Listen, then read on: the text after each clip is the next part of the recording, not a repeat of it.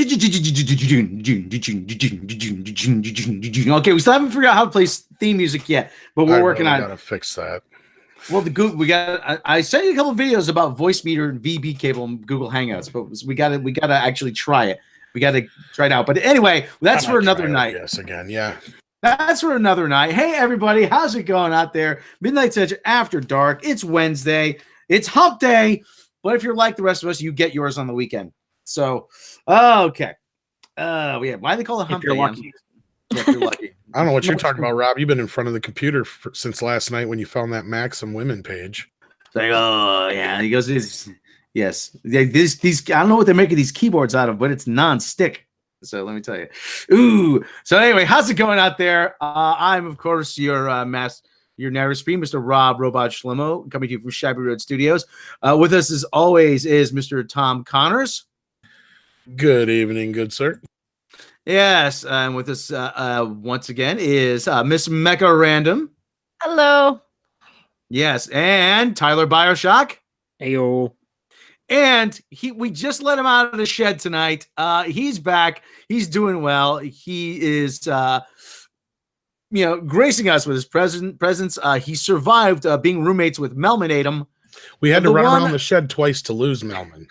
Yes. Yeah, they screaming frantically, I don't want to die. The one, the only, Mr. Jake Bentley. I really need to fire my agent. It's your fault, man. It's your fault. But he does work for Salmon, though, doesn't he? Yeah, I mean, it's what I can afford. Salmon's not always cheap, but you fix your resume, remove the line says works well with animals. Then that'll solve that problem. Yeah, willing to travel. That's the other thing. Willing to travel. So okay, how's everybody doing out there? How's everybody doing? We got news. Let's just jump right in before we're accused of wasting too much time, bantering too much. Well, this dropped yesterday while we were live on the main channel, I think it was, but we didn't pick up on it between then and when you were on the podcast and somebody pointed it out to us and we got into it at the last minute, and I didn't really want to comment too much on it until I had a chance to really go over it. But yeah, why don't you fill us in, Rob, on this whole Captain Picard business? Yeah, Alex Kurtzman is ruining Captain Picard like he ruins everything else. I thought that was Ron Johnson. They're both cut from the same cloth. Who are they kidding? I think Alex Kurtzman and Ruin Johnson were twins separated at birth. Hey, they're the same guy. Yeah. Okay. Jesus. Ryan, are you related? Ryan Johnson, are you related to Alex Kurtzman? No. Fuck him. I don't even know the guy. Oh, I'm going home to make Star Wars. Oh, okay. Well, but what about your movie being canceled? It hasn't been canceled. Yes, it has. Yes, of course it hasn't been as far canceled. as I know. Yes, of course it hasn't been canceled. Yes, we all know. Yes. Oh, okay. All right. Just indefinitely postponed. Yes, postponed. Is he? Oh, yeah. I'm pretty sure Bob Iger said, "Oh God, that Johnson again on the phone." Oh, okay, tell him I'm out. So, okay, Alex Kurtzman. Since it was announced last August, the new CBS All Access Star Trek show featuring Sir Patrick Stewart returning to the role of Jean-Luc Picard has been a bit of a mystery, but some new details on the show have now been revealed. Picard show to deal with the destruction of Romulus. The Hollywood Reporter has posted more from their interview with Star Trek executive producer Alex Kurtzman, this time focusing on what he had to say about the Picard series. In it, Kurtzman reveals a key point about the setting of the show and how it relates to other Trek productions. Picard's life was radically altered by the dissolution of the Romulan Empire. Oh, for God! I'm rolling my eyes. I just read that. I don't even want to. I have the strength to continue. You can't even edit a report. How can you write a show? I yelled about it for a while last night. It was not. I looked back at my video and I looked like I was almost gonna cry about this too, because like it's so. it just solidifies that they're building the foundation on this new Star Trek series, this Picard series, on the JJ verse crap. Okay, let me head to the Hollywood Reporter for this. Okay, fans have had a long running debate who the greatest captain is. Although Kurtzman, who wrote 2 films centering on Captain Kirk, well, they called that guy Captain Kirk. He really wasn't Captain Kirk. 2009 Star Trek and 2013 Star Trek: The Darkness. He'd always considered Picard the greatest. So when he made a wish list of things he could do to build out all access Trek universe, bringing back Stewart as Picard was high on his list. The only problem was the actor was rumored to be uninterested in revisiting Picard, whom he played for 7 seasons Star Trek Next Generation. This reads like an old article. What's the date on this? Oh, it's dated January 8th. Okay. But it says this reads like an old article. They probably recycled a lot of this. Okay. Kurtzman wasn't sure if he'd get a response. When he called Stewart, agent, okay, for asking me. To our amazement and delight, the agent called back and said he was curious to know what we had in mind, Kurtzman says. Kurtzman, along with the then Star Trek Discovery producer Akiva Goldsman and writer Kristen Beyer, met with Stewart to pitch their vision. What we tried to convey in that meeting was how desperately we loved him and the character and how much we wanted to see what happened to Picard, Kurtzman says. Stewart asked them to prepare a 3-page document outlining their ideas. By this point, novelist and screenwriter Michael Chabon. Okay, someone look up what Michael Chabon has done because I keep seeing that name. I'll do that. Okay. Had joined the team to pitch a Picard-centric show, and they soon realized they could not fit their ideas into just 3 pages. It turned into a 34-page document with no way to shorten it, Kurtzman says. We were going on all in, and he was going to, he says, and all the fucking Chabon wrote the Calypso short trek. Okay, anything else? Yeah, a lot of other things. He's apparently a writer for novelist, but that's what comes to mind first. No other shows or movies. I'm checking. That's the first thing that comes up. As he was going to read it or not. We didn't know if he was going to read it or not. Love it or hate it. It was our best attempt at trying to get him to say yes. Fortunately, Stewart liked what he read. Kurtzman got the call. The actor would be in Los Angeles during Oscars weekend and wanted to meet. He walked into the room and he had a huge smile on his face and said, "This is wonderful," recalls Kurtzman of that March 2018 meeting with Stewart. What he understood at that point was that he was with people who desperately wanted to collaborate with him, that we weren't trying to exploit him. What was so funny, old man Picard? Nah, I'm not old Pam Picard right now. I just think it's funny because it's like, okay, is it one of those things where it was more like he was just happy they were all paying so much attention to him, or was he actually paying attention to what they were saying? Mm-hmm. No, okay, Chabon wrote parts of John Carter and I think 1/3 of the Spider-Man 2 script. Okay. This is impressing me. Okay. At least it's not Gilmore Girls. Well, all they're saying, okay, yada yada, nobody cares. All they're saying, he's radically altered by the dissolution of the Romulan Empire. They're not saying by the destruction of Romulus, by the dissolution of the Empire. The Empire could have just fallen apart at some point. Well, and this does happen in the regular timeline, but that's just it. Which timeline are they picking and choosing it from? Alex Kurtzman doesn't care. Kurtzman kind of double talks himself in this. Yeah. And that's where I got confused yesterday, and that's where I wanted to kind of reread all this and kind of get through it and see different versions of it, see if I can find a better version of the interview, because I'm trying to figure out exactly what he's trying to say here with this. He needs a good editor. Now, from the best I can tell is that they're taking the timeline that jump-started the JJ universe. Exactly. But that happened in the Prime timeline. This is why we have Leonard Nimoy Spock go into the JJ universe.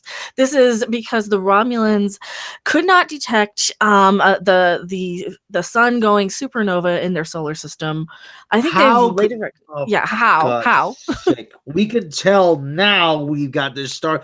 We can tell now that there's stars 10 million light years away that have gone supernova. They don't have that technology in the 23rd century. They do. They would.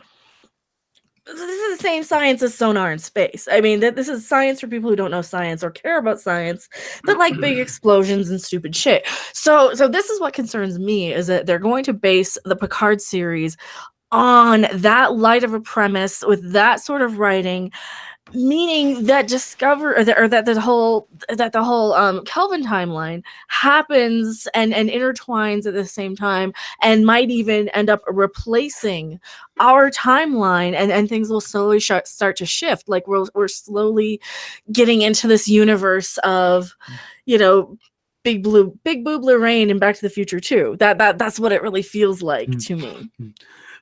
Old man Picard, she mentioned boobs. I'm trying to wrap my head around this whole time travel shit. Well, it's the best way I can tell, because that's what it seems like to me, that they're replacing that. Or at the very least, they are legitimizing and saying, yes, this does happen. It's just alongside. And we're taking that level of writing and we're basically doing a Picard series with the JJ writing and JJ Kelvin sort of level of quality or lack thereof. We all know he wants to replace the TOS timeline. Yep. Yeah, and this is just what further confirms it, is that he's so set on getting his movie. He co-wrote 2009 Star Trek, so it's his baby that he wants to just kind of soil our Star Trek with. Now, okay, we have to ask Jake, someone from the outside who really doesn't have a dog in this fight. But he has a Melman. Yeah, he has a Melman in this You have a fight. Melman in the fight. Yeah. Now, all this trying to make Star Wars hip and contemporary and flashier and quote unquote cooler, does this appeal to someone who has never watched a series? Do you find you would be willing to give Star Trek more of a chance now or not? It's kind of a moot point to me. The only thing that would kind of draw me in is Patrick Stewart. Because every other Star Trek I've seen has kind of had like no-name actors, like CW level actors, maybe soap opera, type of dudes. Whereas like Patrick Stewart, like I like Patrick Stewart from other things. Is this a real picture, by the way? Because like, no, it's actually someone actually did a Photoshop of Patrick Stewart from Logan with the head of for one of our videos a while back. He wants to die. I was gonna say this looks more like a live action version of Herbert the Pervert from Batman. Oh no! That would be good. Hey there, little muscly on paper boy. Why don't you come up here and give me a little background? Wesley, away from him. Or actually, throw Wesley to him. We'll see if I can.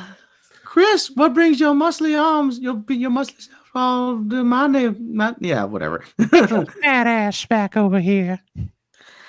But yeah, so Jake, you kind of confirm my suspicion of why they're bringing in Picard, because he's going to bring in the more casual fans. He's going to bring in, he's got the brand recognition because he's known as Sir Patrick Stewart for other things. He's known for X-Men. He's known for all these other things. And your average moviegoer and your average, your average sort of TV watcher is going to be more compelled to watch this and maybe give CBS All Access a shot because they know they aren't getting their diehard Trekkies. Oh, absolutely. Yeah, it's the only thing that even makes me want to kind of, and I'm not saying I want to either, but it's the only thing that if I did watch it, it would be because of Patrick Stewart. Well, but speaking of bringing in new fans, Kurtzman wasn't done. He wasn't done talking. Like I said, bring up this story, Tom, about this from the AV News here. I linked it into the chat here. Oh, it's the one with there. He wants the Star Trek for kids. Yes, but he just babbles incoherently. CBS All Access wants to create next generation of, well, not necessarily, but next generation of Trekkies with multiple Star Trek animated series. CBS All Access is coming for your channel. Alex Kurtzman, the architect of network's burgeoning Star Trek universe. Oh, you're giving him way too much fucking credit. Let me go actually with the Hollywood Reporter second animation series. Oh, for God's sake. Well, anyway, it doesn't matter. It's all these versions of these stories are equally bad.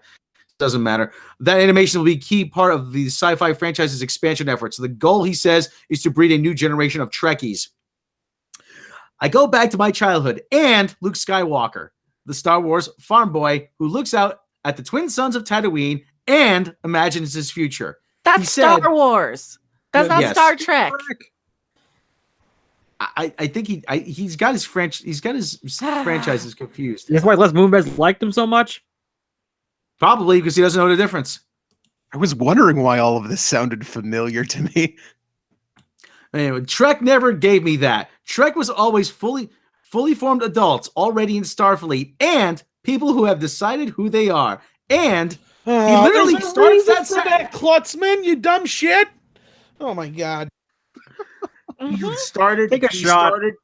You started that sentence with and it never was aspirational that way. It's important to me to find a way to go back and reach younger kids in a way that Trek should and I'm gonna never really has. Ahem. In the interview, Kurtzman confirmed that there will be a minimum of 2 animated series in his larger Star Trek universe. Of which is the previously announced Star Trek Lower Decks. Lower Decks, which comes from... What the hell was that? What? Live audience. What happened? What happened? What'd I miss? What'd I miss? Oh, we're hearing some live feedback on the microphone. Yeah. Oh, nice. I think it was Jake, or maybe it was Bio. I have no idea. No, that was me. I forgot to turn on sorry. the microphone because the game's on in 10 minutes. Crap. It just happened to line up perfectly with what Rob was saying. So somebody's excited, I guess. Anyways, Lower Decks, which comes from Rick and Morty writer Mike McMahon, will follow a support crew on one of Starfleet's least important ships. He also notes that 2 upcoming installments of the ongoing short treks project will be animated. While Kurtzman would only commit to 1 more animated series beyond Lower Decks, it sounds as if there's a number of projects in development. There's other animated things that we're building that are entirely different perspective and an entirely different tone from Lower Decks, Kurtzman said.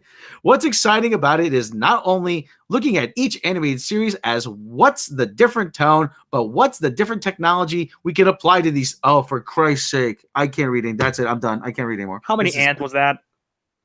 73. Jake, do you remember when we were in funny stages and we used to do the one-word story? Yes, I do. Alex Kurtzman is the guy who says "and" at every set and whenever his turn comes up, and just derails the whole thing, isn't he? So he's Mike Chaikin? Yes, Mike Chaikin. Yes. Too many people aren't going to get that. No, they're not. But it was but it was still funny. Yeah. Let's play one word story as Alex Kurtzman play. I and you and were me. Banana. Yeah, exactly. That's how Alex Kurtzman Star writes. Wars. I and you and Star Wars and a princess and Mummy and there. We've written an entire Alex Kurtzman episode of Star Trek Discovery right there. Mummy makes Star Wars Star Trek. This is why we say that it's written by people who don't like Star Trek, because he wants to make it Star Wars because he doesn't like Star Trek. This is what we've been saying. These were the people brought on to do the 2009 Star Trek movie for a reason. There's a reason why the 3rd movie turned out a little bit better when nobody was involved in that. Yes, because like I said, the goal was to make Star Trek more like Star Wars. That's what they told J.J. Abrams. Make it with faster action. Make it bang bang pew pew. Don't give the audience time to think. Otherwise, they might figure out it's terrible. Hey, kind of like Into the Spider-Verse. But people love that. It won all the awards. Jake, did you see Into the Spider-Verse yet? I did not. Okay, you good man. Apparently, Ryan Johnson loves it. Oh, Into the Spider-Verse? Yeah, there was an article came out today. That's not. Oh, helping. he would, wouldn't he? Though that's his type of movie. Yeah. That's his type of movie. It's just like fuck it, I'm doing whatever the hell I want. Was Spider-Man subverted?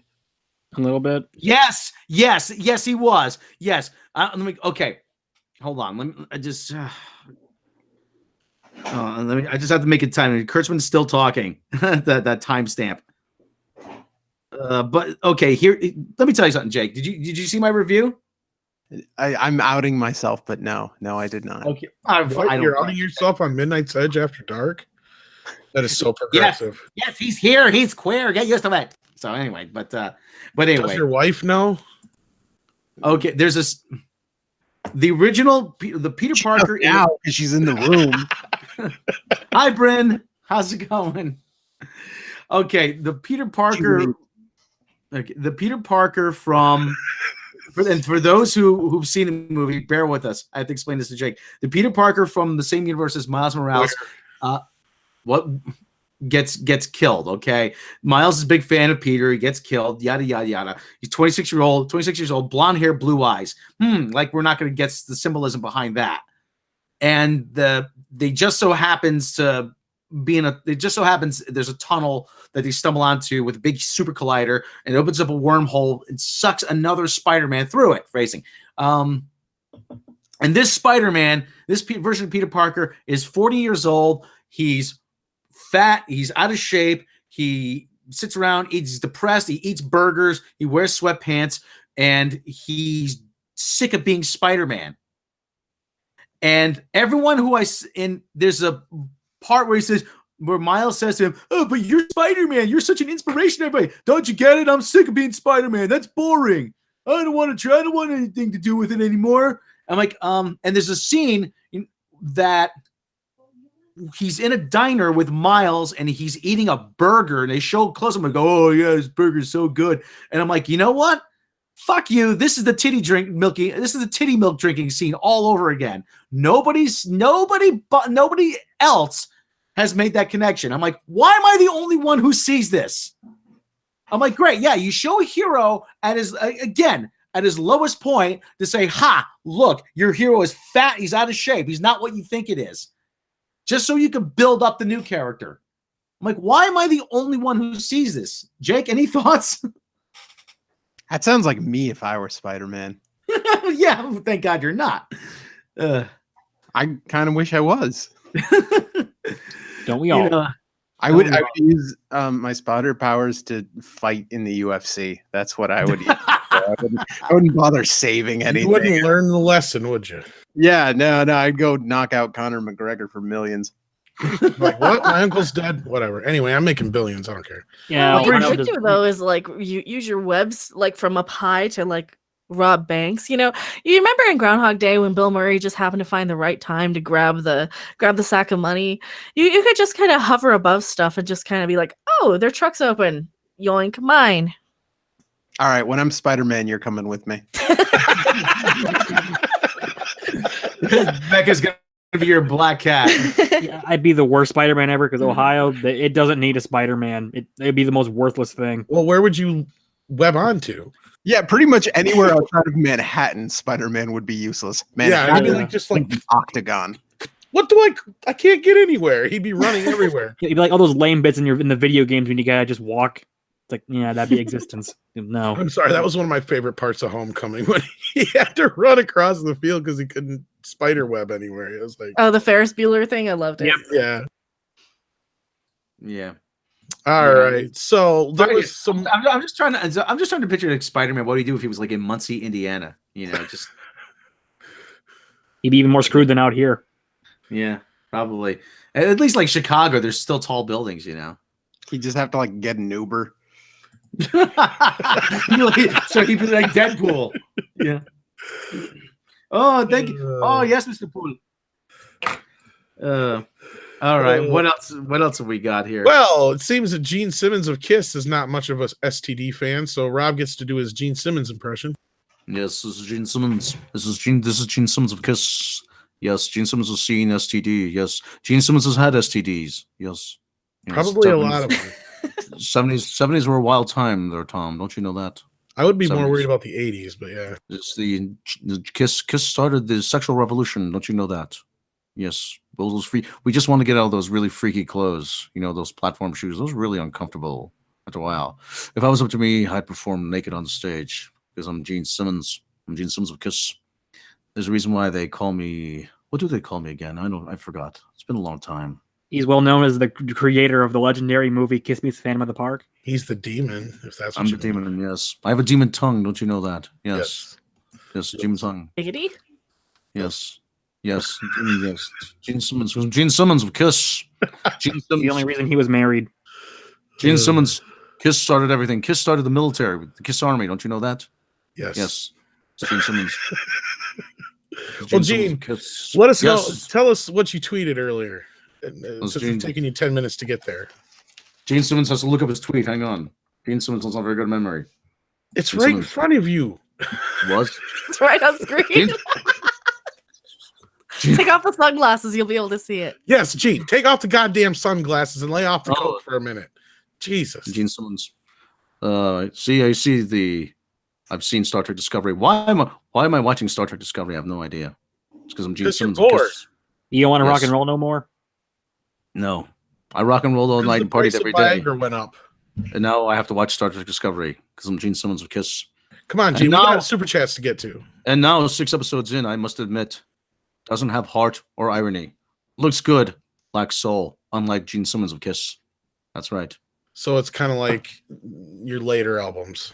Star Trek Discovery is if TOS is the original series, then Star Trek Discovery is ABBA.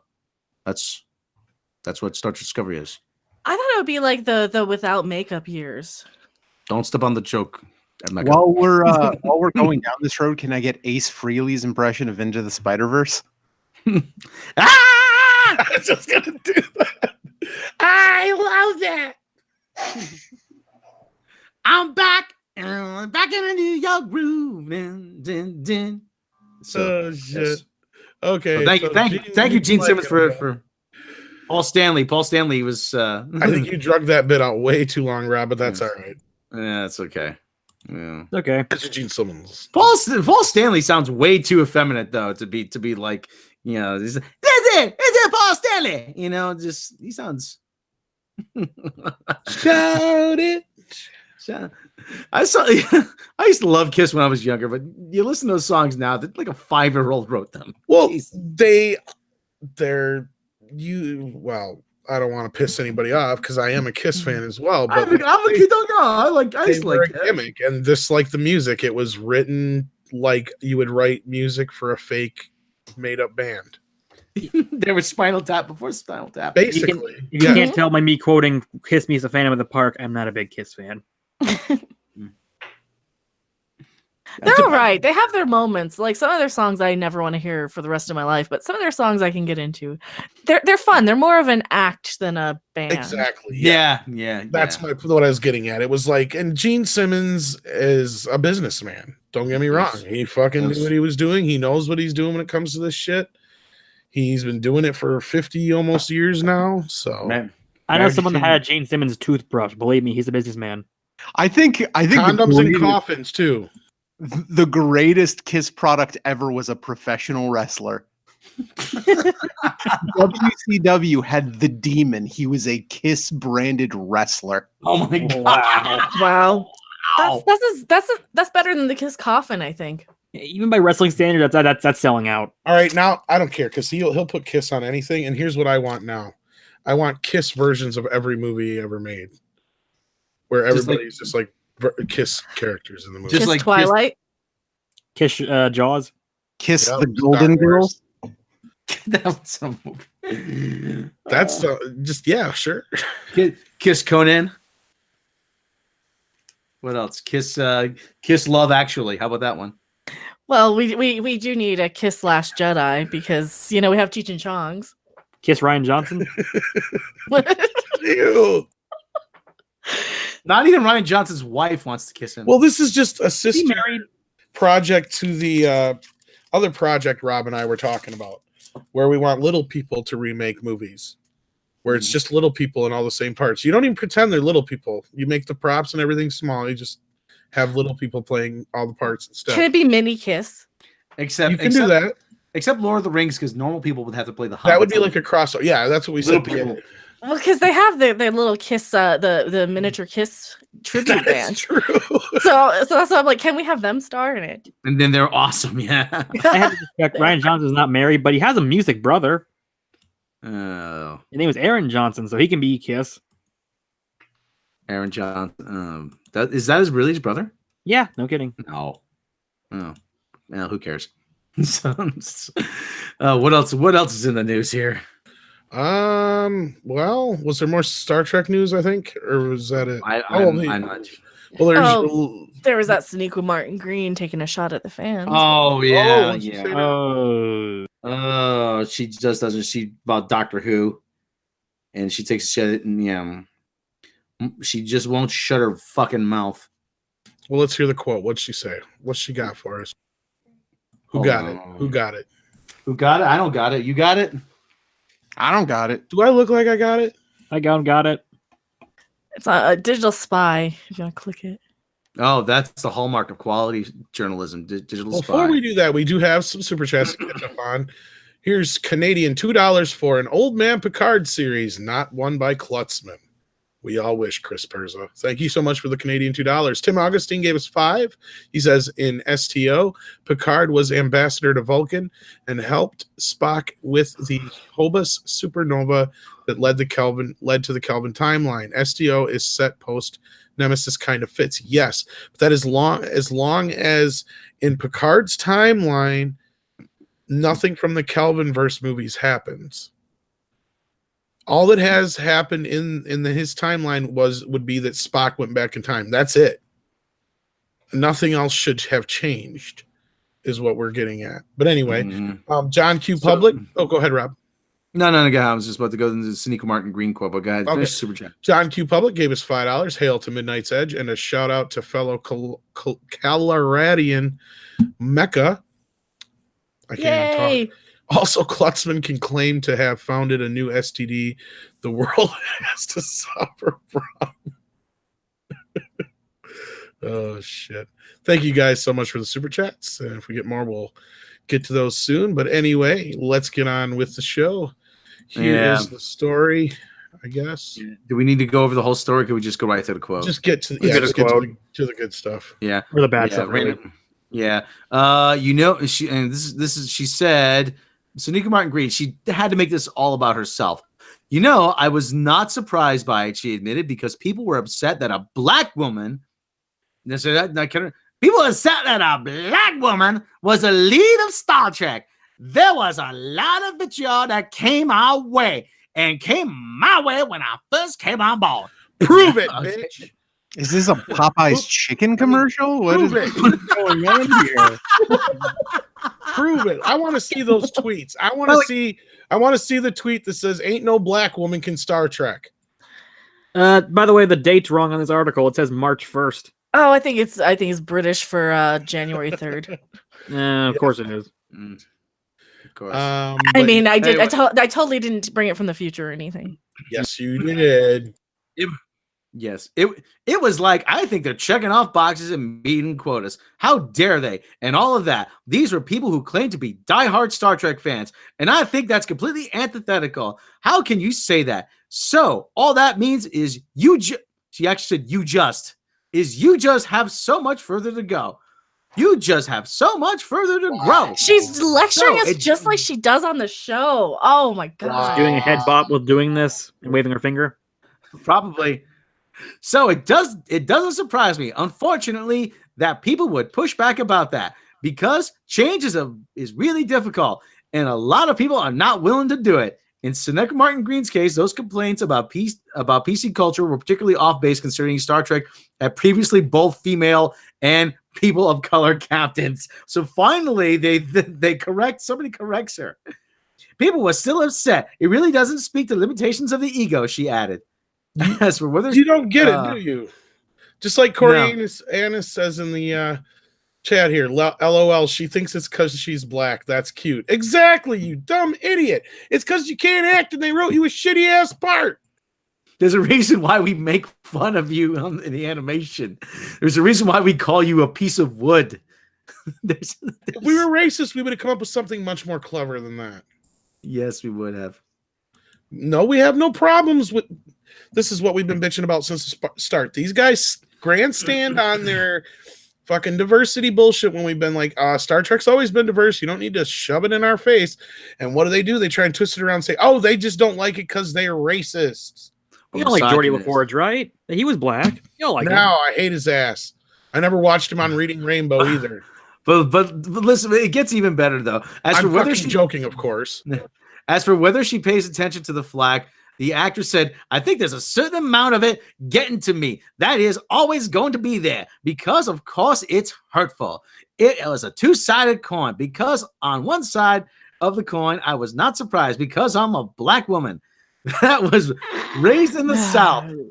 So that kind of thing is very, for Christ's sake, that's it. Shut up. What is this, fried green tomatoes now? Shut the fuck up!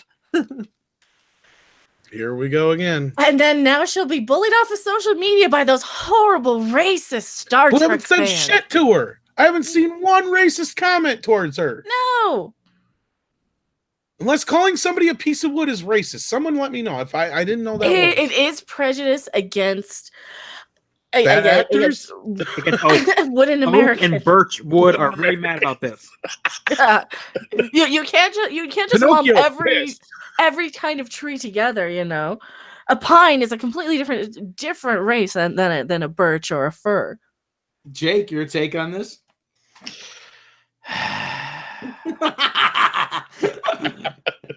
Sit back. This is gonna be good, kids.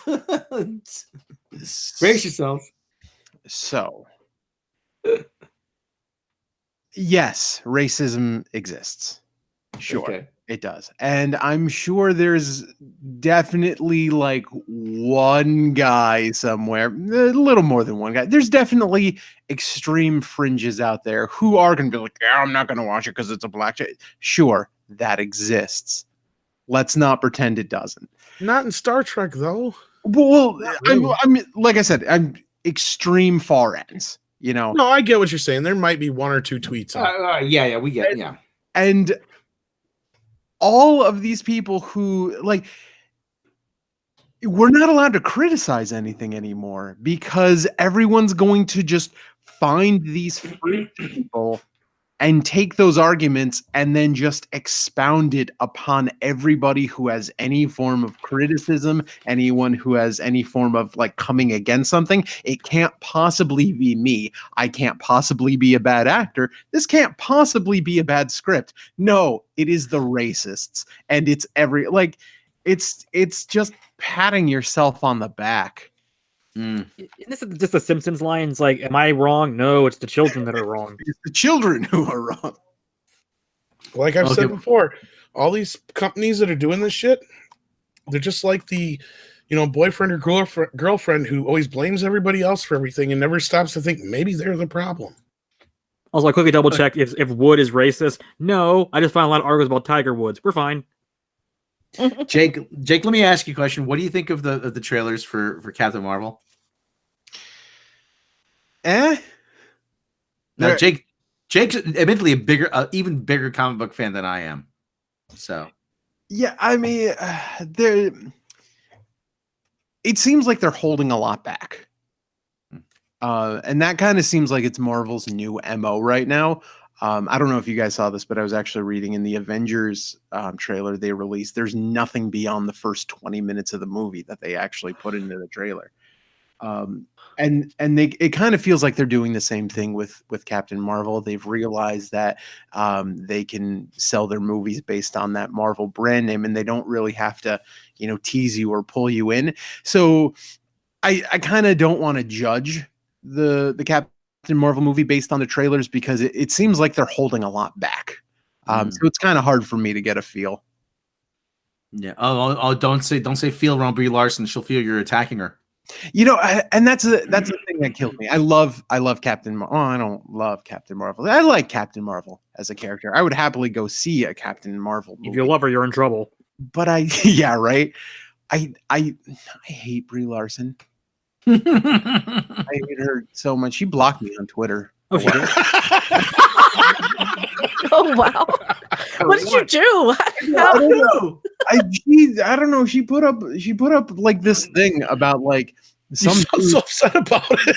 some dude asked her for like a phone number, and that was like she compared that to being raped.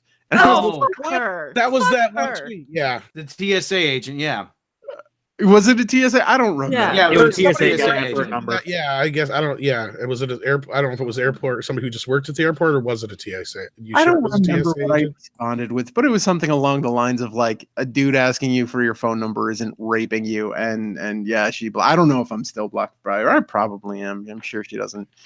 I don't know, but yeah, I'm not a. No, Jake. I'm sure she didn't go in back and go. I was probably a little hard on Jake. You said hard on. Like my wood. Yeah, which is racist. Quit being so racist, Tom. If anything, we're making more fun of her name than we are. We call her cheese. Sounds like I know. You know she called that sexist. Of course it is. She would hate to hear what I say about her because I talk about her crow's feet or age or yeah.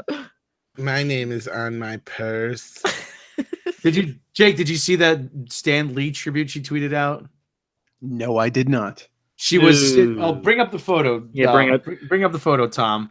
Yeah, because you're gonna like this. It's in the top 3 bad things you did, along with the calling white critics terrible for not liking what was the movie? Damn it, A Wrinkle in Time. Wrinkle in Time. That was it. Yeah. And the TSA thing. But the other big thing they're criticizing Brie about is that she has the same blank expression for everything. We call it the many faces of Brie Larson. Face singular. So yeah. But she tweeted out a photo in tribute to Stan Lee. Do you think she would have met there? Here's the bag. I was so upset. I reached in and there was no cheese. This is how she pays tribute to Stan Lee with a margarita in her hand, just chilling at a bistro, an outdoor bistro in LA somewhere. I was expecting a picture of I don't know, fucking Stan Lee. Yes. But this just tells me it's all about her. In the Captain Marvel trailer when they say it begins with her and it goes a hero, like no, change it to it's all about her. Not only that, she's showing off the fact that her purse and her shoes match. Oh God. I wonder how she custom ordered that. I just purse. noticed that. I can't believe Mecca didn't pick up on Oh no. Well, I'm Everything- so not girly. Everything matches though. I mean, look, everything that No, I know, but it's very much so. Yeah, like And she's her showing it purse off is on also fucking really purpose. Brie. Oh yeah, there's no what- reason her shoe would be in that shot unless it matched. That's why I'm surprised you didn't figure that out right away, because you're like, obviously she's trying to show off her shoe and her purse and everything all at the same time. Yeah. I mean, maybe if her shoe had a picture of Stan Lee on it, maybe then that would count. I'd buy a Stanley shoe. No. Oh, they have Spider-Man. I got shoes Excelsior. Probably you does. think, you think she would wear a Spider-Man t-shirt or even like a Ms. Marvel t-shirt? Even Hold up something like put up like a Did she not get- Spider-Man comic next to her. Show something like I'm reading a Spider-Man comic in honor of Stan Lee or something. Or at least look less casual. I mean, I guess the glasses can kind of, sort of, maybe if you're squinting. No. see I Stan love how Lee, she's trying to do the pouty lips though too. like Stan Lee used to do. It looks like she's got it looks like she drank that too fast. Ooh, this is I too like- hard. And she's got like an ice cream headache sort of thing from her slushy, from her I like- frozen drink. I totally got a brain freeze when I was thinking this. Oh my god! Just like Stan Lee, because he's Yes, dead and he's. Didn't they Stan freeze? Lee's got ice cream headaches all the time. Didn't they freeze Stan Lee? That's so I've got a brain freeze in his honor. Oh god, you guys like, isn't Stan Lee the one that was anti-Semitic? Didn't Stanley? He created Mickey Mouse, didn't he? No. Oh, I thought Disney. I thought Marvel's owned by Disney. Oh, okay. I'm going to be honest. I don't even know who Stan Lee is. As if I know who Stan Lee is. Steamer guy. I think he's the guy who comes and he installed my washer dryer set. Is he that old guy who's always in all the movies and he doesn't like do anything?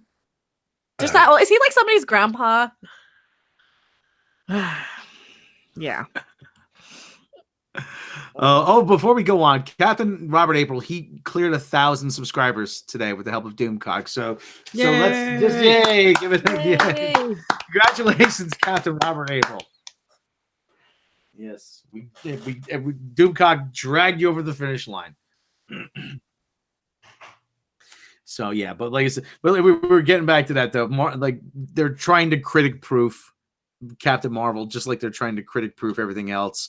You know, if it fails, I'm not saying it's going to fail, but if it let's just say if it underperforms, because it's probably still going to make money, but if it underperforms, it's going to be because misogyny, racism. I'm a woman. You're afraid of women, and whatever excuse of the week they'll pull out. So, but aren't you afraid of women? Just like everyone avoided Black Panther.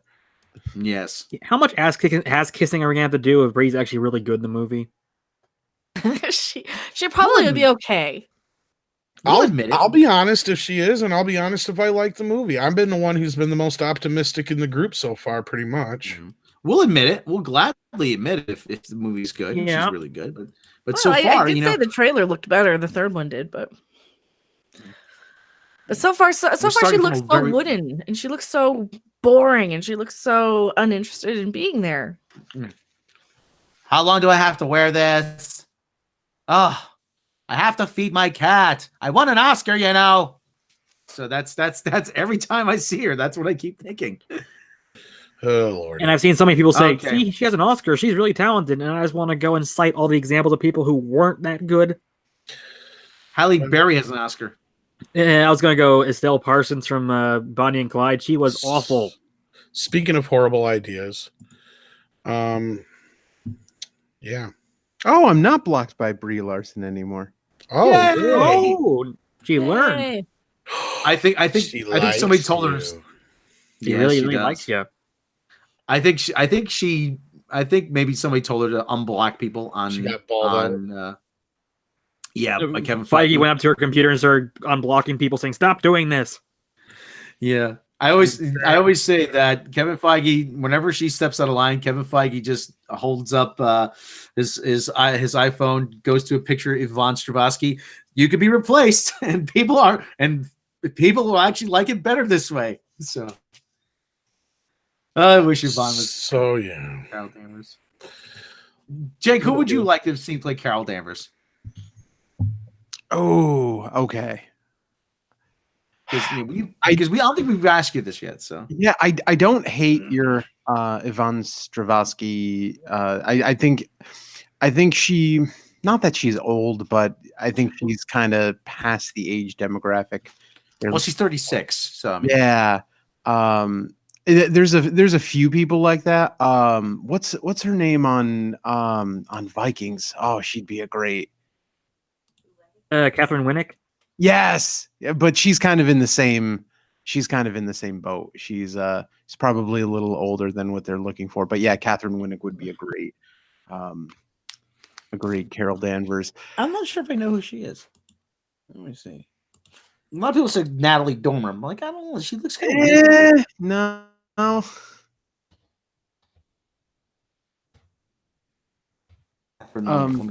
I did a comparison side by side thing of Brie Larson and Katie Sackhoff, and Brie Larson without makeup looks older than Katie Sackhoff. So I don't know why the hell they didn't go without Katie. Yeah, Katie would be good too. She's 41, so yeah, probably not.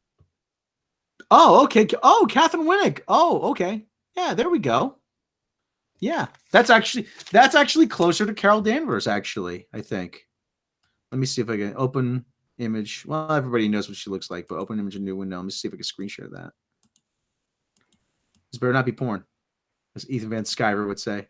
She doesn't look 41, but yeah, well, she's about 11 years older than Brie. So actually, Katie Sackhoff's 38, I think. There you go. There's Catherine Winnick. Yeah, that's actually really close to Carol Danvers. Yeah. Yeah, she'd be my pick, but yeah, they wouldn't. Hey, how you doing, baby? Hey, Toots, how's it going? I got you, Captain Marvel right here. Hey, so All right, let's get to this story here. Yeah, I'm talking Harrison Ford. Hey, how you doing? Okay. How you doing? Okay. Yeah. Okay. Who's gonna fly it? You. I'm gonna crash it. I'm gonna crash it. Jake, did you see Solo? No. That was a crash. That was a crash. I did. Okay. I didn't give that any money. Me neither. Andre forced us. Although it's streaming on Netflix now. I don't even give Netflix money. My cable company gives it to me for free. So maybe I'll watch it on Netflix now that it's there. Star Wars 9 leak is Han Solo back in this heartbreaking scene with 2 classic characters. Star Wars 9 leaks reveal the return of a major and dead character. Is this how they will bring Han Solo back in a heartbreaking scene? It should be the triumphant ending to a 9-film saga that has spanned 5 decades in cinemas. Instead, the filmmakers are left without all 3 major iconic legacy characters. There were howls of protest when Han Solo was killed off at the end of The Force Awakens, and a virtual fan revolution when Luke faded into the Force at the end of The Last Jedi. Was there a backtrack with Han Solo? I remember a lot of people just going, "Yeah, we kind of figured he was gonna die." I don't know. Yeah, I think everyone expected it. Okay. Carrie Fisher's shock passing suddenly left Lucasfilm without any of the big 3. J.J. Abrams has a Herculean task to bring the entire 3 trilogies home and somehow bring Akka? What the hell? What the hell is that? Are they trying to say bring the band back together, but they can't type? Oh, for God's sake, proofread your shit. I'm gonna read this and bring Akka huge section. Bring Akka to us so he can give us much praise. And isn't that what Jabba said? It's like Akka chuka. Oh, so wound Akka. So a section of the fandom alienated by episode 8. New leaked concept art shows he has found an incredible solution. A huge announcement last week by Lucasfilm revealed the return of Leia. The role of Leia Organa will once again be portrayed by Carrie Fisher, using previously unreleased footage shot for Star Wars The Force Awakens. Abrams added, "We were never going to recast or use a CG character. With the support and blessing from her daughter, Billy, we have found a way to honor Carrie's legacy and role as Leia in episode 9 by using unseen footage we shot together in episode 7. Early reports suggested the footage would show a scene with Maz Kanata handing Luke's long-lost lightsaber to Leia. But now a description has emerged of a scene with Han Solo and Ben Solo. Mike Zero, they spelled Mike wrong. Boy, this is really a garbage website. What website is this? Express. Jesus Express. Christ, the Brits do worse than us.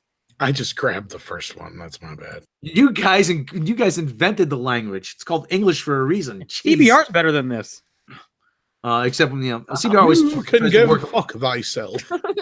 CBR is always trying to work a Miles Morales story into the headlines now. So Mike Zero reported the following about the concept art images. One has all to do with Han Solo, Leia, and Ben Solo, which could tell us this is a flashback sequence. One image has a wide shot of an unknown planet at dusk with a unique ship design, the surface, and a young. That makes no fucking sense. Jesus, proofread your shit. And a young male walking off the ramp. It appears to be Ben Solo. 2 figures behind him on the ship are Leia, and next to her is Han. However, Han's face is obscured. He sports the jacket from The Force Awakens. God, this sounds terrible. It is well known that Harrison Ford has not signed on for any more Star Wars movies. And if Han's face is in the shadows, this allows the filmmakers to use a stand-in for the scene. But what is the scene? What is the scene described as? Kind of thing or something. Probably. So if I've got this right, they're going to use old footage of Carrie Fisher from The Force Awakens and also old footage of Harrison Ford from The Force Awakens. Like, it's just going to be a deleted scenes movie at this Could point. be. Yeah. It's Force Awakens DLC is what it is. You're It's called telling me Game JJ of has Death to is- fix. Sorry. No, that's fine. Go ahead. So you're telling me that Game of Death is gonna be a more complete movie than this? Yes, that's what we're saying. I was gonna say what it is it's just JJ's got to fix all the shit that Ryan fucked up, and he's got to use his other movie to try and fix it.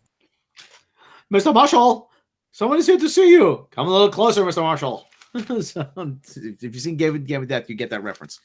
One logical idea is the planet is the one logical idea is the planet is the location of Luke Skywalker's secret Jedi Academy. Fuck, proofread your shit. Is this the moment Leia and Han leave their son in Luke's care? J.J. Abrams has made it clear he'll be bringing in much classic Star Wars history. He is also expected to expand Rey's Force-back vision of Ben/Kylo Ren. It would also be logical to explore more of Ben's fall towards the dark side as Snoke. I'm losing interest in the story. Snoke seduced him with visions when he was training under Luke. Yeah. Nobody cares. Who wrote this article? This long to lose interest in Star Wars. Yeah, Nope. it's. Mhm. I was a fan of Star Wars for 40 years, and then all it took was 2.5 hours to make me lose interest. That was it. 3 years it took me.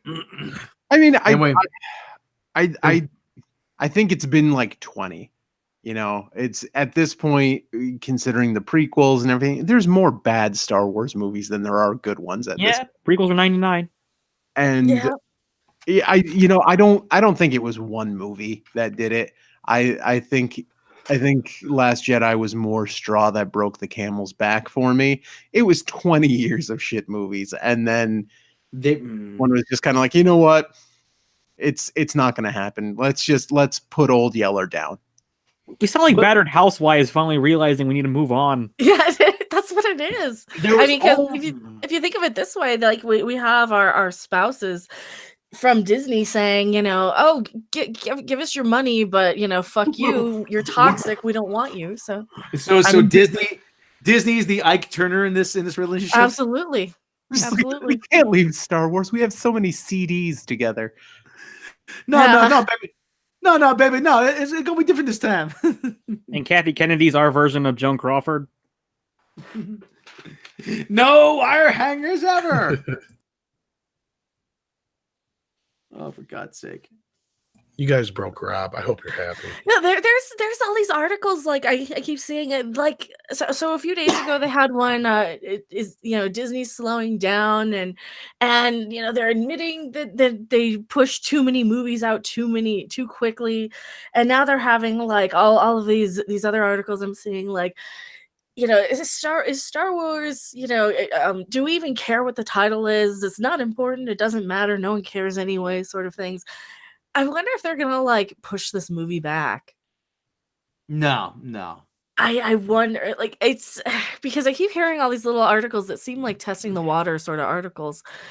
I don't know. I wouldn't imagine they're doing it, but man, something doesn't feel right about any of this. Well, It's like I think there's something brewing. Well, we're gonna find out what the title is and probably get a trailer dropping next month. You had predicted probably with the Super Bowl. Yeah, I agree. That's a no-brainer. They usually Because do I've been Super hearing Bowl. rumors for a while now that we're going to hear at least the title in February. Yeah, we'll probably get like a 2-second. Here's the title of the movie pop up during the Super Bowl, and then we'll get like a full trailer during Comic-Con. It'll probably be a buttload of scenes from other Star Wars movies, and then it'll just say the title. Yeah. Yeah. But I mean, if they do you think they're gonna go Hall H and Comic-Con and try to really, or do you think they're gonna skip Comic-Con? I mean, No, they're not skipping it. Comic-Con, I don't think. Well, then they also have Star Wars Celebration coming up in March or April, rather. What's gonna happen there? Mm. Yeah, that's the big one because if Is Kathy gonna show up there, or is it gonna be like that one episode of South Park when? Well, didn't she not show up last time? Or no, she was there last time. She was there last time. They're gonna burn her in effigy. Yeah. They'll probably be checking people at the door. I guarantee you, any one of us from all the way from Doomcock to world-class bullshitters, Mm-hmm. if they know what we look like and our real names, are not allowed in. Probably not. Burn, Kathy, burn. No, it's like South Park. They're gonna need to bring her in like a giant sphere, like Barbara Streisand. Yeah. Like the Pope. It's just a little bulletproof car or something. But it'll have to be Star Wars themed, so she'll be in like the giant Death Star or something. While people are yelling, "Burn, witch, burn!" Yeah. I have no doubt if the crowd turns ugly, they'll shut down whatever event. Yeah. I have absolutely no doubt in my mind. If they show a trailer and people start to boo, that's it. We're done. What's going to be sad is if they have to bribe people to go like they did to the Star Trek Discovery panels. I don't think they're gonna have to bribe them to go. I think there's plenty of people who are gonna go. They will favorite like that because they know on social media who are the shills and who are not the shills, because all the shills have the non-shills blocked on Twitter. So they know like the Swankmotrons and you know the Brian Young type guys and the Jason and Amanda Ward types. Those people will be allowed in because they're gonna kiss Disney's ass. Same thing with Nerdist, same thing with Collider. They're going to be kissing Disney's ass and say nothing bad about it. You might get one or two rogue, you know, unknown YouTubers that might be allowed in. I mean, if anybody, Doomcock could probably get in because he's so anonymous. Somebody like me, I might be able to get in if I get rid of the hair. Oh, we could probably get in, but we could pass off as like a stormtrooper and just be like, "I'm in the show now." Yep. You're not letting me in. Oh no. nah, we're not big enough, Rob. But you never know. We did have another. Oh, well, but I was just about to say. I was about to say though. I mean, this is going to be make or break for Star Wars, though. It really is. I never thought I'd have to say this. That if depending on how this year goes, it's people are fans are either going to lose interest or they're going to win them back. And but the other thing though, we like I said, we're like a battered spouse, but we kept getting told this was the greatest one ever. How did everybody get it so wrong? And you notice now how the defenders are fewer and far between? Yep. Well, yeah, even the shill articles are like, hey, maybe it's a good thing. Maybe we want to slow down. Maybe we don't care about this anymore. It's like, you guys were so up this franchise's ass just 6 months ago, getting upset with Star Wars Last Jedi haters and you know, to the quote unquote toxic fans. And now we're hearing all sorts of things like they're kind of agreeing with us slowly. Well, I'll be honest, I didn't even hate it at first. At least I didn't realize I did. Me neither. I walked out going like, "What's the problem? Yes, I don't same like here. this." And then after a while, I was confused. Yeah, Bob, you remember, you and I both were just kind of like, we don't know how to feel. We didn't know what we watched. We weren't sure. Like, we kept trying to justify things we liked. this is what happened with the Phantom Menace. And at first, I think we tried to ignore things we didn't like so much. And then as those things started creeping up on us more, and then I tried watching it a second time. And I was like, okay, yeah, this is just unwatchable. Jake, what did you think right when you saw the I know we talked about it. I haven't the audio is all screwed up, so I never got a chance to put it on YouTube. What did you think of the Phantom Menace when you saw it? The Phantom Menace? No, not Phantom Menace. I'm sorry. What did you think of the Last Jedi? I'm sorry. Okay, I was gonna say, like, you're making me go back. But what was the Phantom Menace like? So It was very much like that, though. Oh, okay. I was so I went to a midnight showing of The Last Jedi, and I was so excited. I got in there and I was hyped up until about halfway through the movie, and I had this moment where I realized I don't give a shit about anything that's going on here. Like, that was my thing. I was just like, I didn't hate it. There wasn't like a turning moment. There's just this sudden realization that I don't care about any of these characters. I don't care about this story at all. I don't give a shit. I didn't actually hate the movie until people told me I had to like it. I just was apathetic towards it.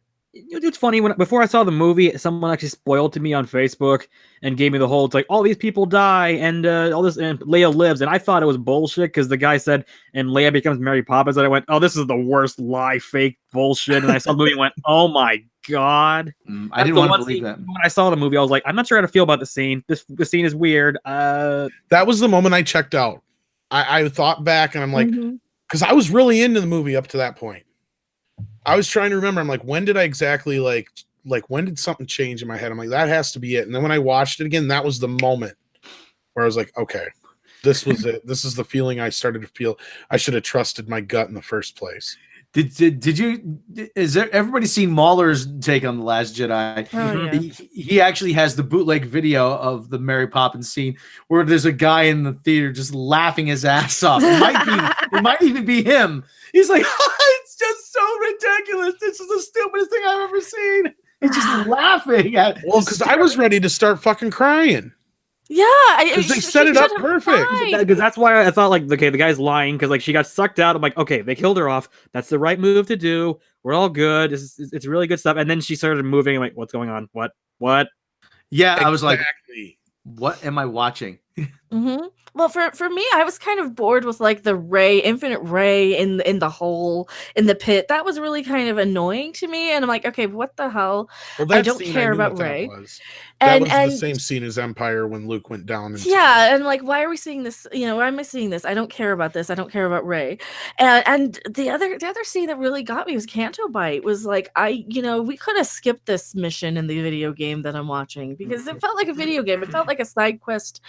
And that you realize, oh shit, this is like really long. I thought this was going to be a quick, I go over here, turn in an item. It's like, no, I've got to go on this quest for, a half an hour with a bunch of characters I don't care about. Find the the other key. thing I didn't like when I saw it the first time, where I saw that everyone kept telling me, okay, there's going to be a bit where it's going to get boring. And I went, I didn't hate that scene at first. And then when the guy, betrays them on the ship, I went, oh, I see why everyone hate that scene. It was utterly pointless. Yeah. Now, the Canto Bite scene was the one thing when I did walk out that I knew I didn't like in the movie. Yeah, that was definitely where I knew, okay, I don't like this. This needs to go. Yeah, because that's what I kept saying. I'm like, because I watch a movie and I can edit a movie in my head as I'm watching. I'm like, this can go. This can go. Or I can look back and go, yeah, they could have got rid of this. They could have got rid of that. Because, I edit all the time. So it's like I'm constantly editing shit while I'm watching it too. Well, one of the things, okay, like I said, Jake and I, we did a couple years ago, we did the summer movie spectacular, and Jake had said something to back then. Jake, do you remember what you said about Disney buying Marvel and Star Wars? I said a lot of things about it, but I, off the top of my head, that it was a good move because it was basically cornering the market on little boys. Yeah, exactly. Not in a weird way, but The Pope was so pissed. You may want to rephrase that. But yeah, No, I want it just the way I said it. You're gonna take him to Pleasure Isn't that Island. a Billy Joel song? but Or was that a Two Live Crew song? I forget. But now, like looking back on it, then Kathleen Kennedy has come in and she said, "No, we don't want men or boys or males to like Star Wars. We want this to appeal to girls." I mean, Jake, just give us your thoughts about that, because we haven't really talked to you about that at all. Just give us your overall thoughts about that move. I mean, they came up with Rey, a character just completely unlikable. I mean, Well, like we said before too, many times in many videos, the whole reason they bought Marvel and Star Wars was for boys, because they already had the market cornered on girls. Yeah. But I just want Jake, chime in though. I mean, about that. Just give us your thoughts about how this thing just went off the rails. Yeah, and I don't think it was necessarily on purpose. Because I said that they've given us nothing but shit movies for the last 20 years. But you know what? Like, I walked out of The Force Awakens and I kind of liked it. I liked it too. Yeah, I did too. I liked It had potential. I liked the characters. I thought Kylo was a little whiny, but there was something there. The first 6 minutes he was in the movie, I thought they found the new Vader. He was a better version of Anakin. Yes. Yeah. I liked Rey. I really liked Finn. I was really hopeful for, their character arcs and progressions. And then the second movie came out and it was kind of meh. And like I said, when people told me I had to like it, that's when I kind of like, oh, fuck you. I'm not, and kind of like what I said before when we were going over the, the criticism of, Black Star Wars, Star Trek character. It's, there was no moment of like, maybe we made a shitty movie. It was, no, it's racism and sexism is why, and that's where that backlash came from. And that's where it became about, we need to make this for, little girls. We need to make this for, people of color. It wasn't, it was, they're taking a civil rights stand, and that's why people aren't liking it. And I think all of this came from just not admitting you made a shitty movie. It just looks at trying to critic proof it, trying to retroactively make, Yep. no, not to, oh no, it can't be us. It's their fault. Yeah. Remember when we thought Kathy was better than this? Yeah. Well, she can't so highly recommend it though. She fooled us all. On paper, she should have been the right person for the job. And The Last Jedi is a prime example of a movie. Why, when people give me shit about, oh, why is it you have to see, Infinity War Part 2 to really know how you feel about the first film? Because this is a prime example why. Even though this is a second part of a trilogy and not just a second film or second part like Infinity War, this is a prime example of how you can fuck up a first movie with this. And this is going back to what Jake was saying, basically. And, because you liked a lot of the characters. You liked the setup. You were interested. You were ready to buy into whatever it was they were going to give us in the next two movies. And then you got a big pile of shit. You open the mystery box and there's a big old turd in it. And it was basically because they let Rian Johnson toss out the fucking treatment. I'm not saying there was a script written, so don't anybody go misquoting me in the comments later on. There was a treatment in an outline set up by JJ, and this has been confirmed by several fucking sources. I don't care what anybody in the fucking spin media says. I believe, considering one of those interviews was with Daisy Ridley way back during The Force Awakens, where she said, yes, JJ has a plan. I know who my parents are already. And Simon Pegg said it too. Yeah, they threw out JJ's treatment so Ryan could do his thing. And you could sit there and say, oh, well, JJ's the producer and he okayed it and da-da-da-da-da. He may have okayed it out in public. That doesn't mean he wasn't pissed behind the sines, because that's kind of the rumors we were hearing. Yeah. Well, he wasn't going to say anything. JJ was brought back to fix it. He wasn't going to publicly say it, yeah. But it just, like I said, and now, like I said, you're stuck with characters that are completely unlikable. And that was because Rian Johnson had to say, fuck you to the fans. And if anybody wants to argue with me, I'll say, what the hell was that your Snoke theory bullshit about then? Because if you would not, that whole fucking scene was a fuck you. Snoke's nobody. Your Snoke theory sucks. It doesn't matter because nobody guessed that he's a nobody. Okay? Nobody's theory said that. Just like nobody said Rey was going to be a fucking nobody like he did. He did that on purpose to say fuck you to the fans so nobody's fan theory could be correct. Not only I hate fan theories, but that's not the point. Everybody was sitting there going, well, obviously it has to be one of these two or three choices and da-da-da-da-da. And even if you're not going to go with one of the more obvious routes, don't pull a M. Night Shyamalan on us. But, yeah. But, like... Actually, I think M. Night Shyamalan would probably say, don't compare me to Ryan.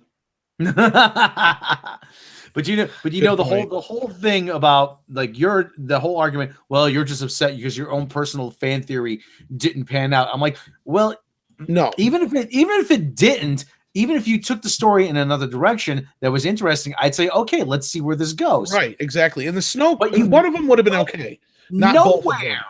You went nowhere with it. Because one of them was like, okay, you got me.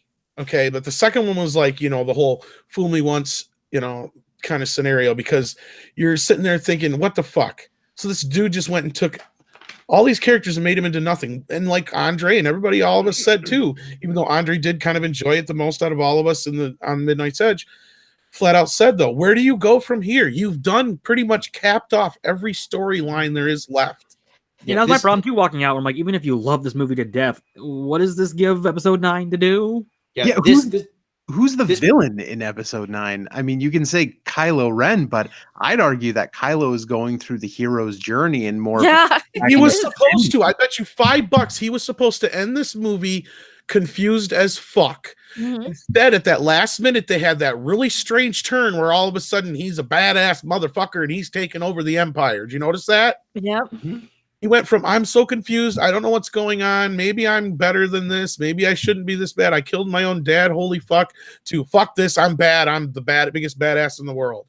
I'm just like my grandpa, I'm going to fuck everything up. I will finish what you started. Exactly. How do you twist like that so quickly? Because they spent that whole, you like to think about it, they spent the whole first movie and biggest part of the second movie setting up this arc that Kylo is finally realizing he might be wrong.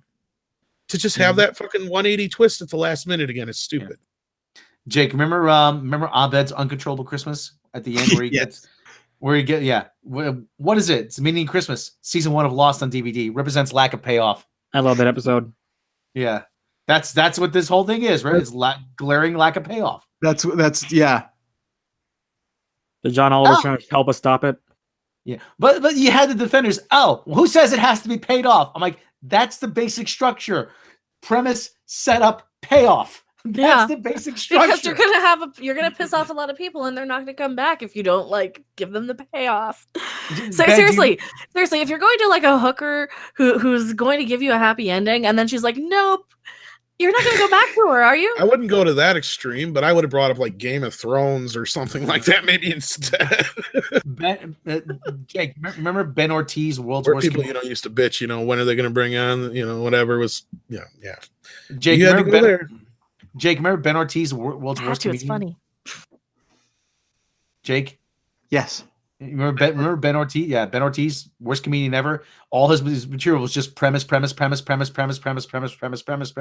nothing. And like none of the jokes had any punchlines.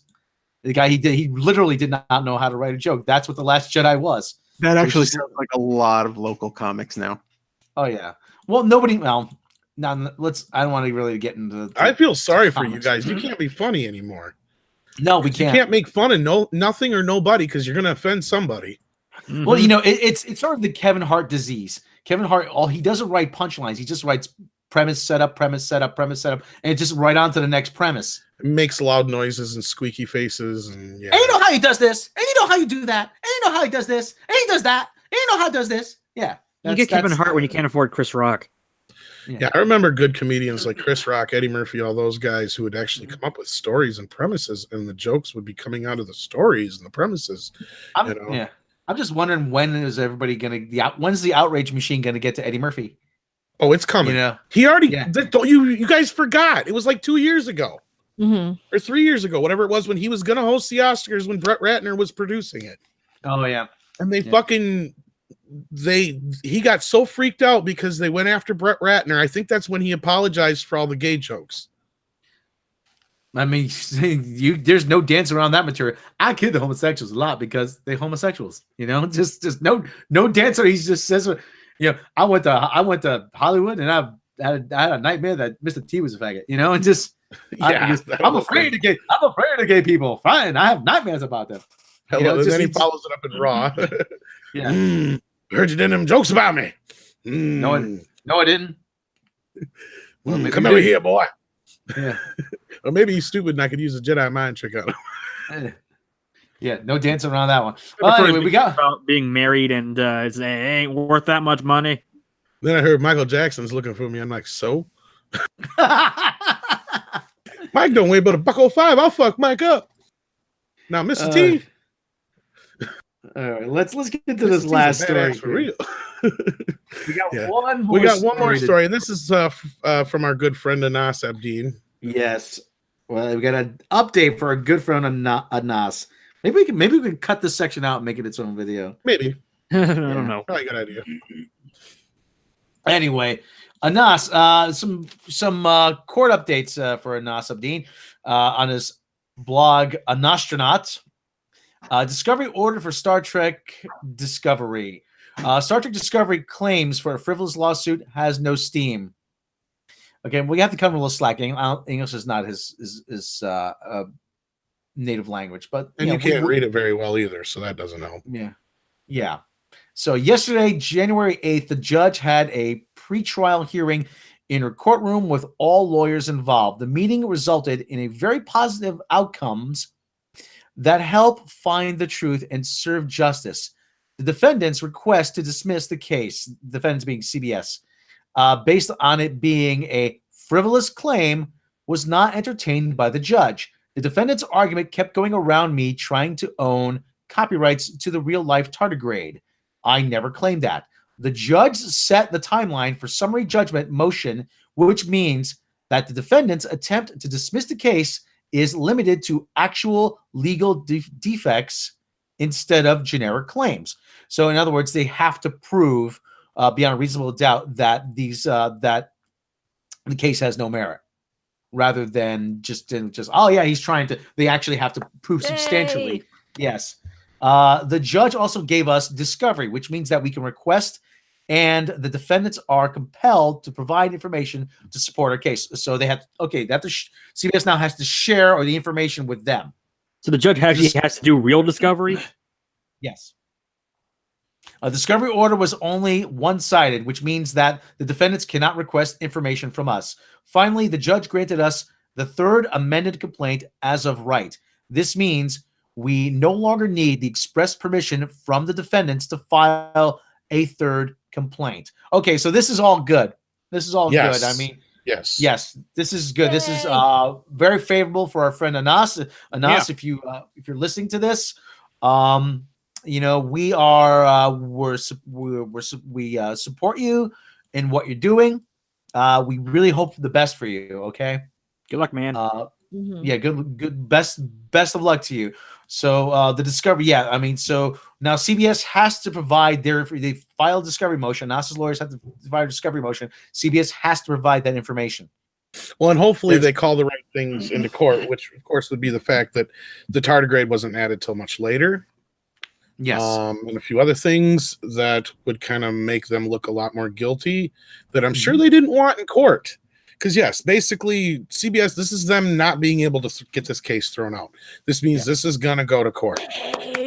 Yeah. Well, it's closer to going to court. Pretty much. Well, if they got discovery, then unless there's some unless they find some smoking gun right off the bat somewhere, then yes, it's gonna go to court probably. Because then otherwise that means the judge is just gonna make a judgment right then and there. Like I said, it's the case is limited to actual legal defects instead of generic claims. So they would have to provide evidence that this is Canadian there for a second. Hey, got a pavood, eh? I'm a little Canadian. We did get a Canadian super chat, so. So anyway, so like I said, this is good news for Anas. So my aunt had a provooding like belly button, Oh no, eh? Yeah, it's a real chicklet rattler. They get in the way. Yeah. So not like I said. Hopefully, like I said, this if this does go to trial, I got a feeling CBS does not want this to go to trial. They hell no. Well, let's look at it this way. And we've said it before. Even if you take all the other shit aside out, the uniforms, the fact of, that so many things that already kind of look and sound and taste just like this video game in Star Trek Discovery, the tardigrade, as I said from the very start, is a linchpin. And that was the thing that they were really trying to focus in on and saying, oh, you can't copyright an animal. Well, of course you can't copyright an animal. But as I said one day, if you take a giraffe and you have him standing on two legs, put shoes on him, a t-shirt and a hat, and call him Jeffrey, guess what you can do? You can copyright that. Yeah, well, that too. Yeah, well, you can copyright that character now. And what Anas has done is he took a tardigrade, which is normally like a clear, translucent, or what I've seen, a pinkish or tan colored animal, because it's microscopic. It's teeny, teeny, tiny, folks. Yep. And he's made it huge. And he's made it a mode of transportation for people through space.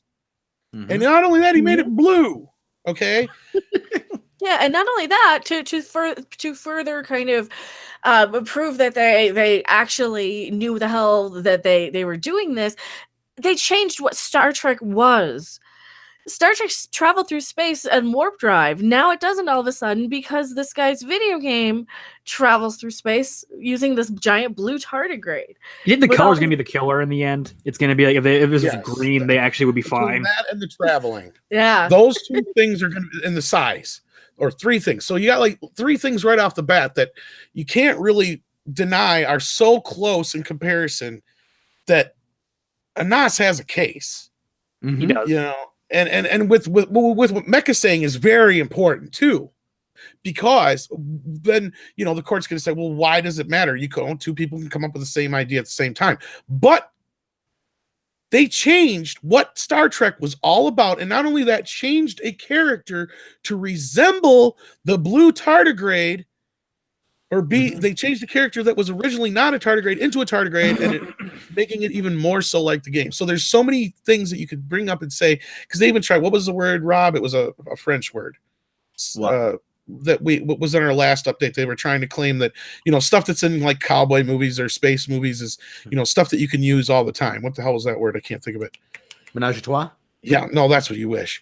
Oh.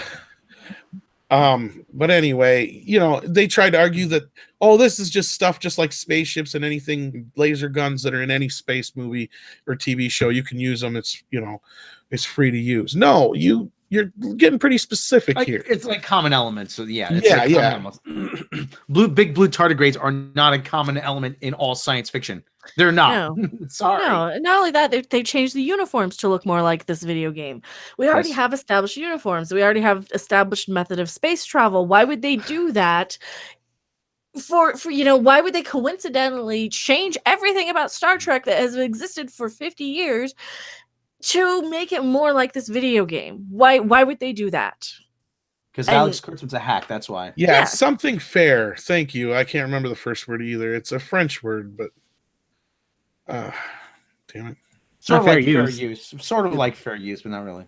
Yeah, like, cowboy hats and stuff like that would be, obviously in every Western, and horses and a saloon. You can't copyright that kind of shit. But if you have a big blue tardigrade in your Western, you sure as hell can. Mm-hmm.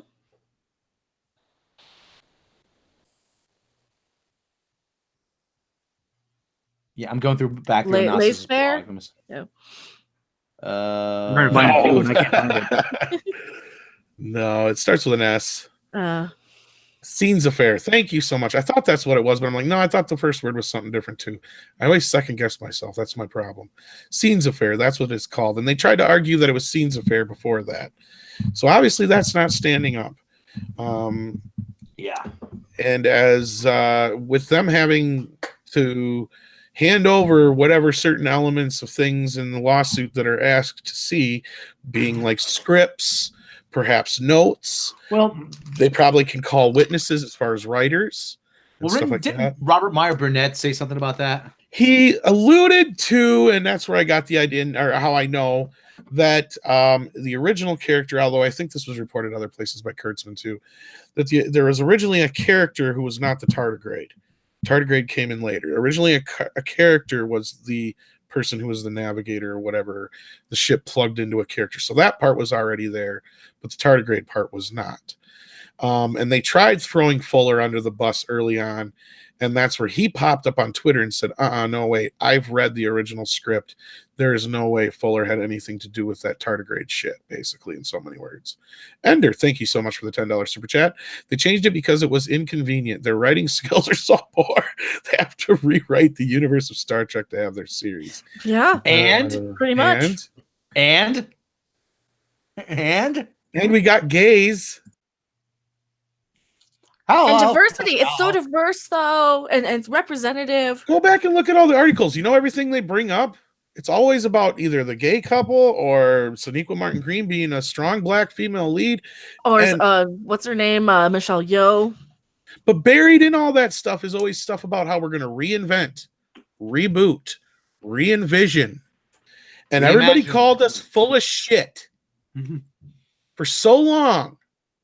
And every time we turn around, something else seems to prove us right, but nobody wants to give us credit on that part. No.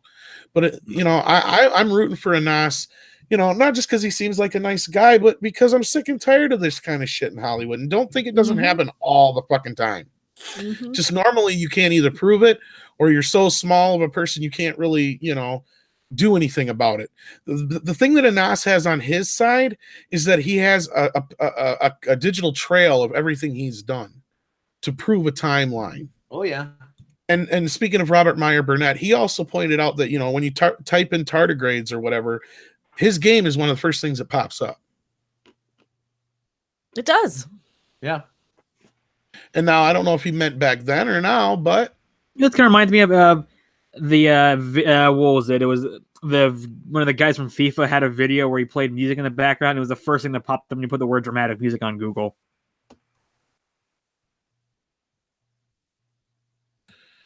Well, Yeah, I believe he was talking about then. Like, if you type in like Tardigrades, his game was popping up because now I just typed it in. Now it's all like the microscopic See, and then bug. they can't even stand behind the fact that, like, oh, well, we're more in the J.J. Kelvin verse. That's why everything's so advanced, because they done shot themselves in the foot and just kept fucking swearing up and down that this was Prime.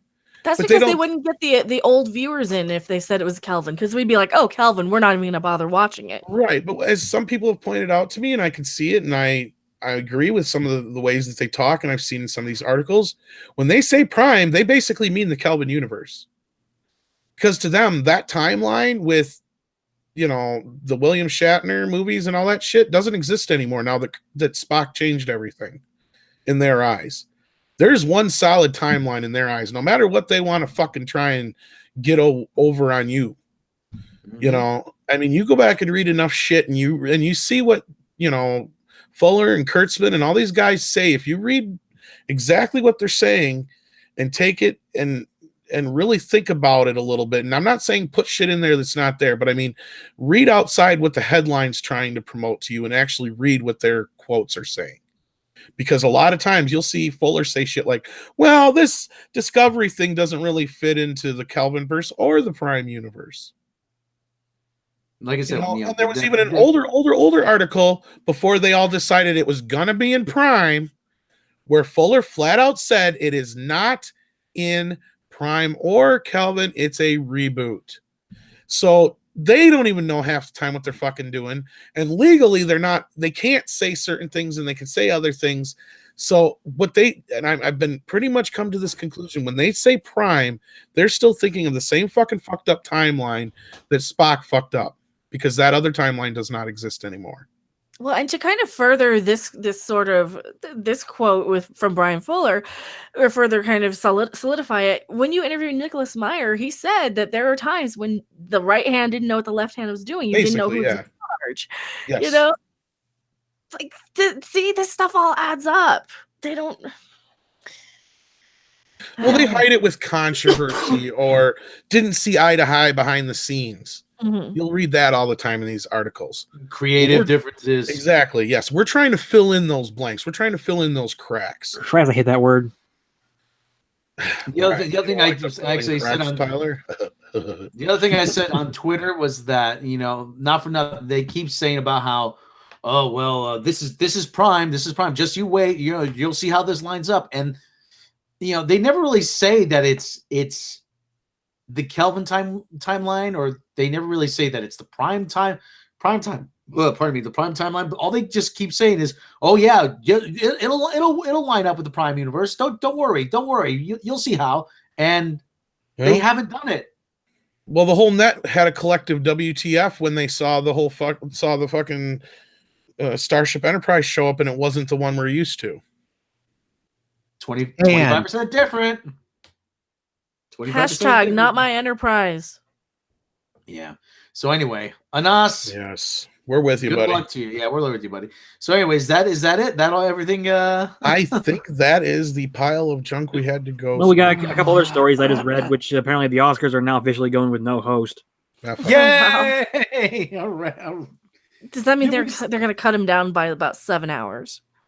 No, you're probably going to put like 2 commercials in that place. Of course they are. It's the only thing. Well, it's the only thing you can do at this point. Yeah, no one's going to say yes.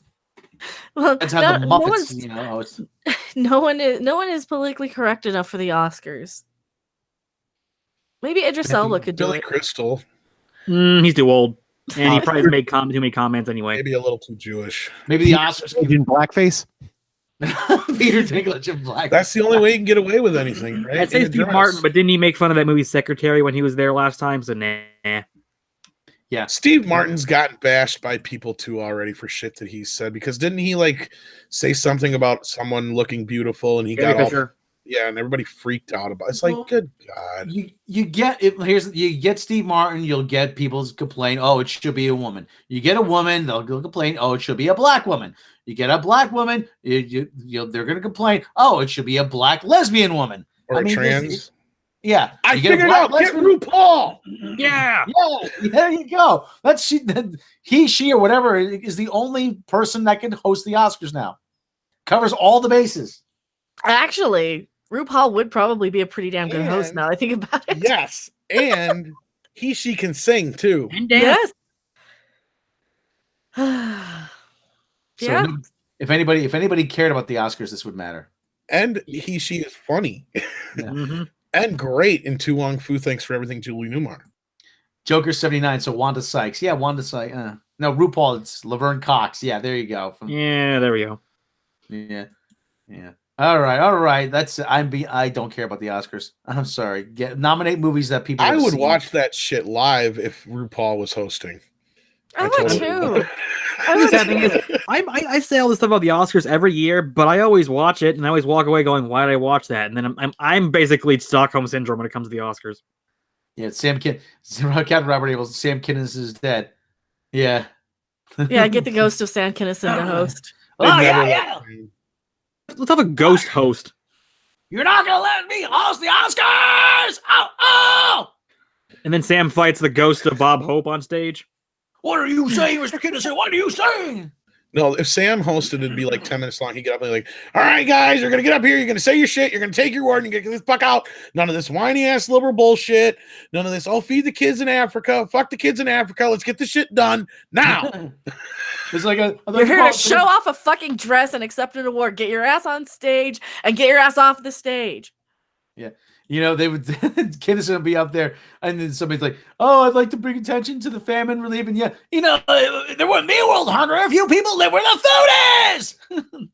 You live in a desert. We have deserts in America. We just don't live in them, asshole. But anyway, all right, let's wrap this puppy up. Let's wrap this puppy up. I have one thing to mention before we go, and that is I had to explain to my dad the story about why Louis was investigated by the FBI back in the 60s.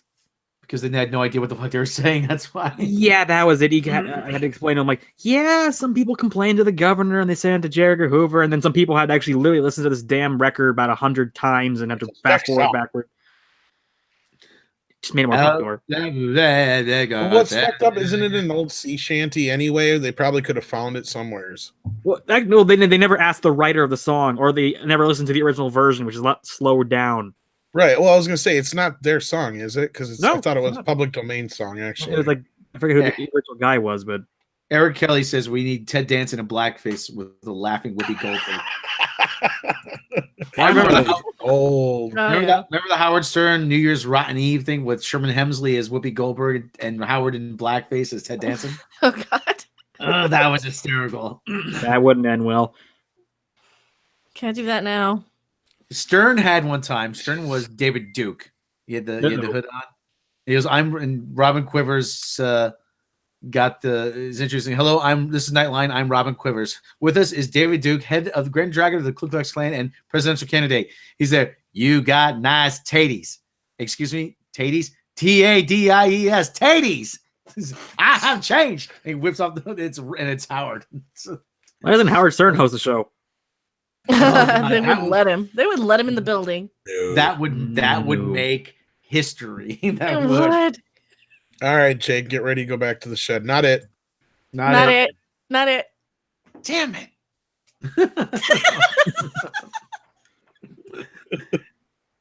Also, apparently, I'm reading right now the reviews are coming in for M. Night Shyamalan's new movie right now.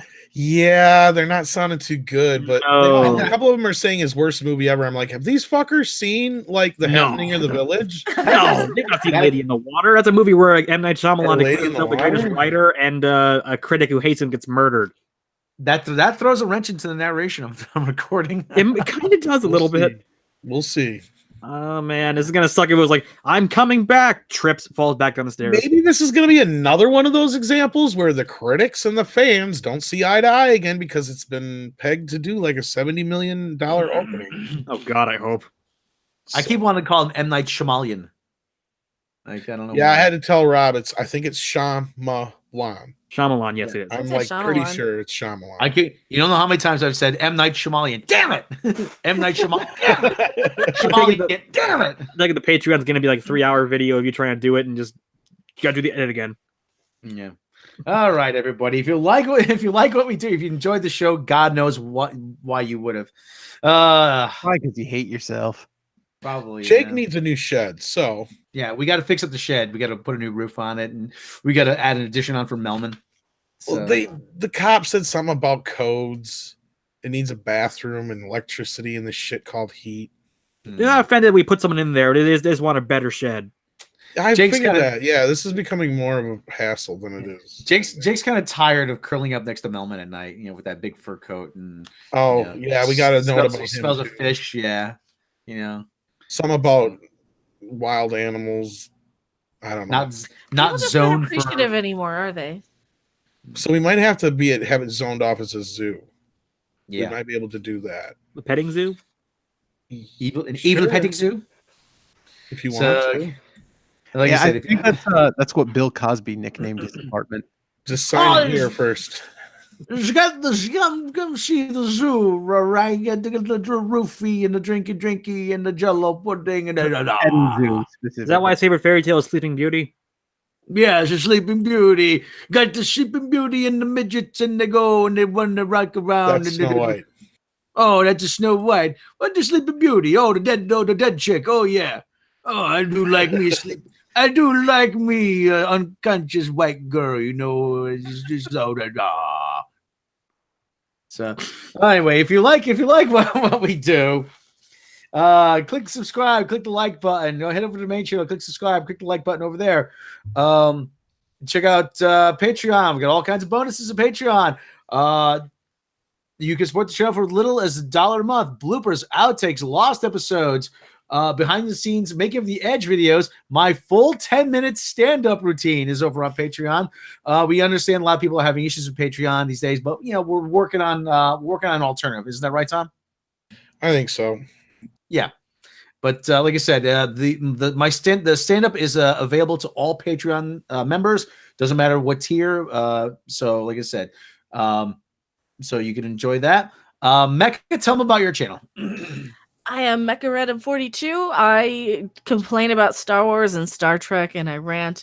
And over on my Patreon, I have my video. It's exclusive over there about what Gene Simmons thinks of Star Trek Discovery. So go check that out. And follow me on Twitter, and yes, all the stuffs. We know what Gene Simmons thinks about Star Trek Discovery. Yes. So, Tyler, tell them about yourself. I'm a writer for Midnight's Edge. Apparently, I'm not the worst writer anymore, thanks to Express. Hey, Aka. Yeah, Aka. Yes. Jake. Yeah, buddy. tell you got a stand-up thing actually coming up. I do. Friday? Yeah, actually, on the 12th, coming up in a few days. For those of you in the Connecticut area, I will be at RVB Studios. Doing it's a fundraiser, good cause. Family lost their mom's college funds for the kids, so I'll be doing that. Otherwise, check me out on one of our mutual friends, also a fellow comic, has got a new podcast called Beer Man Beer. I was on the initial episode a few weeks ago, so check that out. That's pretty cool. And I think I'm doing other stand-up shows. Most stand-up shows, especially here in Connecticut, they don't even tell me where it's going to be. I assume it's some speakeasy where you have to find it, and that's part of the allure. It's and it was a lot of them were last minute too. Yeah, we in some far-flung place not even they're not even recognized by Google Maps a lot of times. You get there and this is just an abandoned Toys R Us. Turns out, perform, monkey, abandoned. perform. So go around back. The password is Chicago Dimes. You take a left on the abandoned Blockbuster Video. Some creepy guy sitting back there in a trench coat. He's like, "Make me laugh." Yeah. All right, go up to the Caldor. Turn the C left. last stand-up gig I was at before this, I was in the middle of a set, and then you usually hear Vinny Torello just bowled a 257 on lane 4, so okay. Bill and Wanda Jenkins party, your pizza is ready. Yeah. Hey, it's better than like it's better than it could be. I mean, you could be getting gigs in VR chat. That's true. All right, guys. Probably be better. Yeah. You said there's like Okay. want to become a cam guy. Cam guy, what the? Can we do that? Maybe. You think guys like roly-poly guys, or women like roly-poly guys out there? I don't know. No, they don't. He's sexy to somebody. Hey, put it up on the Patreon and see what it brings in. This is why we gotta have Jake. Oh, Jake, this is why we keep you in the shed. Yeah. All right, everybody. Thanks for joining us. Be good to each other. We will see you next time.